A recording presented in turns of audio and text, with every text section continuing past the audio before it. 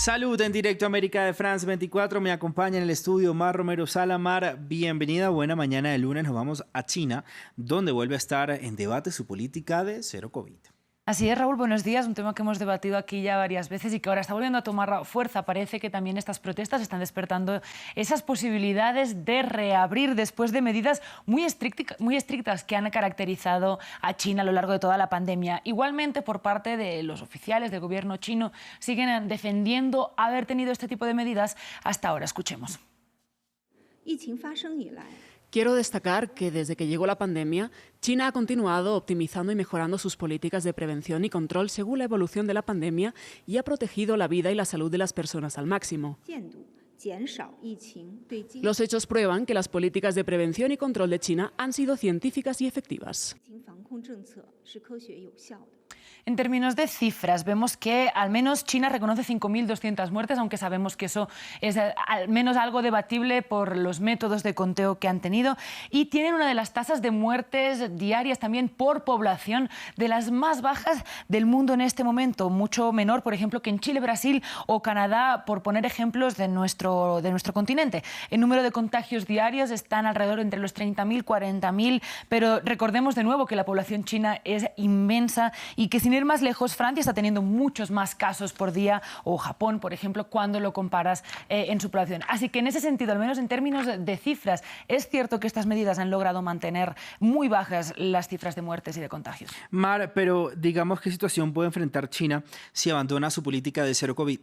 Pues es muy difícil de predecir porque hay muchas formas de reabrir. Podría ser más o menos gradual, podría ser con más tasas o menos tasas de vacunación, pero han habido varios estudios que intentan hacer esta predicción. Y en general el consenso está en que una reapertura podría llegar a causar entre 1,3 por lo bajo o 2,1 más de 2 millones de muertes en el país.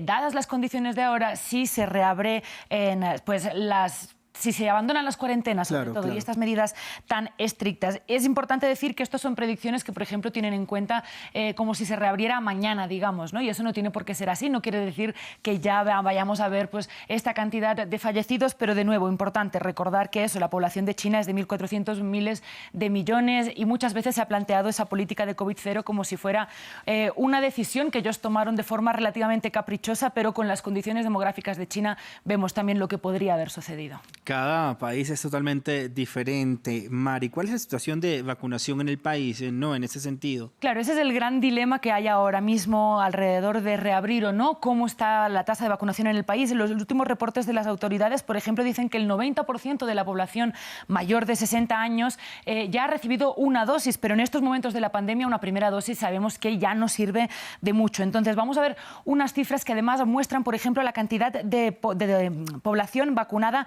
al día. Está cayendo a mínimos, es decir, cada vez hay menos personas que reciben una dosis de vacunas al día. Entonces, ¿a qué se debe esto? Pues bueno, hay mucha desinformación, hay mucha desconfianza también y además hay mucha parte de la población que se ha, digamos, apoyado en esas ideas de COVID-0 y en esas estrictas medidas y eso han hecho que vean pues, la vacunación como mucho menos necesaria, ya que sabían que también iban a estar aislados o que se iban a cerrar rápidamente a la que hubiera casos. No sabemos si eso va a cambiar a partir de ahora. Además, también pues, han habido algunas críticas alrededor de las vacunas que se han hecho en China porque parece que al menos su efecto es un poco menos duradero, no dura tanto. Claro. Pero, por ejemplo, en una entrevista con una cadena de televisión china ayer, la Organización Mundial de la Salud le daba un espaldarazo a este tipo de fármacos. Evaluamos varias vacunas hechas en China y todas cumplieron con nuestros estándares. Han sido aprobadas para uso de emergencia y se han usado de forma efectiva en todo el mundo. Eso sí, muchos países ven que una estrategia de mix and match es buena. Por ejemplo, tener 2 dosis o una de una vacuna y tener el refuerzo de un tipo distinto de vacuna. Y entonces, Mar, ¿ahora qué sigue? Bueno, es la gran pregunta que tenemos todos y solo lo saben los oficiales del gobierno chino, aunque tenemos algunas pistas de los últimos comunicados que han publicado, ¿no? Por ejemplo, han hablado de redoblar las campañas de vacunación, especialmente en las personas mayores, de esta parte tan crítica de la población china que parece que no ha estado respondiendo tanto a estas vacunas. Entonces, perdón, a estas vacunas, pues a estas campañas o a estos incentivos de recibir la vacuna. Entonces, por ejemplo, una de las propuestas del gobierno es hacer campañas puerta a puerta en los hogares de las residencias de adultos mayores. También, importante recordar, hay vacunas que se están investigando de ARN mensajero que parece que tienen una protección algo más prolongada y entonces, pues bueno, al final la pregunta que queda también es si todo esto podría haberse hecho antes, ¿no? Hay muchos países que tuvieron medidas muy estrictas para prepararse para una reapertura. Parece que ahora está todo siendo rápido y corriendo, pero bueno, vamos a ver qué decisiones se toman. Bueno, Mauro, vamos a ver qué decisiones se toman y también, digamos, con una vuelta del tapabocas en algunos países, sobre todo en lugares cerrados de cara al invierno, evidentemente donde se incrementan estas enfermedades respiratorias y como lo recordamos, el COVID-19 todavía no ha desaparecido. Desgraciadamente todavía no. Mar, muchísimas gracias como siempre por toda esta información. Mañana con más salud. Mañana con más, Raúl. Y nosotros